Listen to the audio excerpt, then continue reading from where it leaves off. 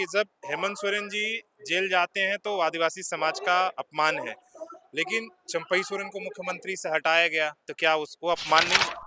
अगर उन्हें लगता है कि इतना ही अपमान किया गया, फिर उसी जब हेमंत सोरेन जी मुख्यमंत्री बने फिर उन्होंने विभाग संभाल लिया। तो अगर अपमान हुआ है तो आपने उस मंत्रिमंडल के विभाग को स्वीकार क्यों किया? तौर पर आपसे है कि जब हेमंत सोरेन जी जेल जाते हैं तो आदिवासी समाज का अपमान है, लेकिन चंपई सोरेन को मुख्यमंत्री से हटाया गया तो क्या उसको अपमान नहीं है?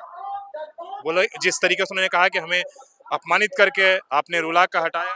देखिए, मुझे तो ये आश्चर्य होता है कि जब इतने बड़े पार्टी के वो इतने बड़े लीडर हैं, अगर ऐसी कोई भी बात थी अगर ऐसी कोई भी बात थी, पहले तो वो परिवार में डिस्कस कर सकते थे।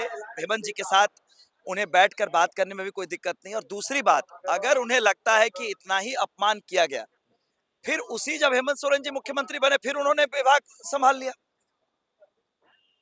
जब जेल से आने के बाद हेमंत सोरेन जी दोबारा मुख्यमंत्री बने, आदरणीय चंपई सोरेन जी फिर उसी मंत्रिमंडल के सदस्य थे।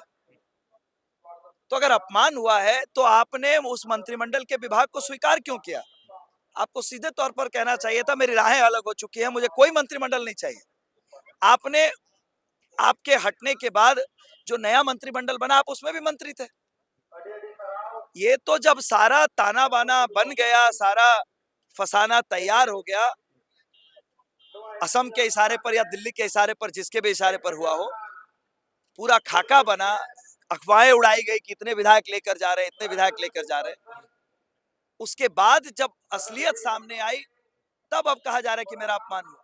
तो अगर आपका अपमान हुआ था तो पहली बात तो आपको बातें अपने परिवार में रखनी चाहिए थी, सदस्यों से चर्चा करनी चाहिए थी। मेरा अपमान हुआ है, माननीय हेमंत सोरेन जी से गुरुजी जीवित थे उस समय पर, गुरुजी के पास अपनी बात रखनी चाहिए थी।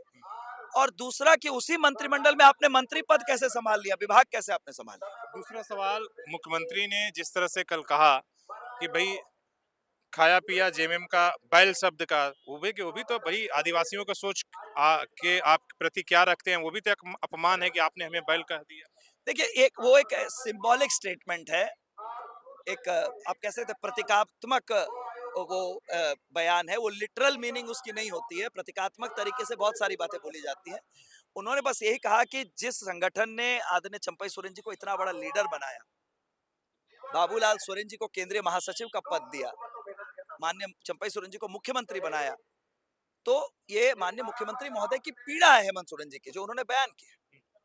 धन्यवाद।